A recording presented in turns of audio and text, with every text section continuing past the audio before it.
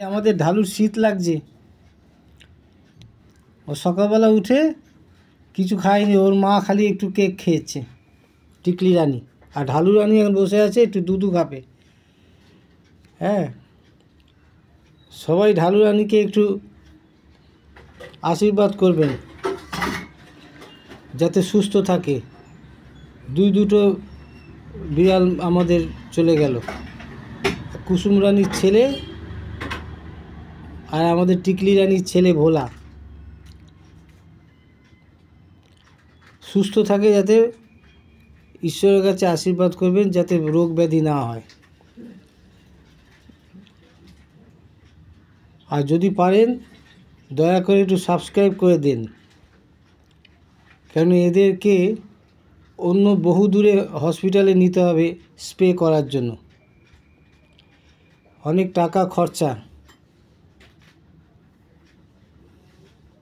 Spray করার জন্য অনেক দূরে হসপিটালে নিতে হবে। আমাদের এখানে তো হসপিটালও নেই, ডাক্তারও নেই আশেপাশে আমরা যেখানে থাকি, যার জন্য দুটো বিড়াল মারা গেল আমাদের।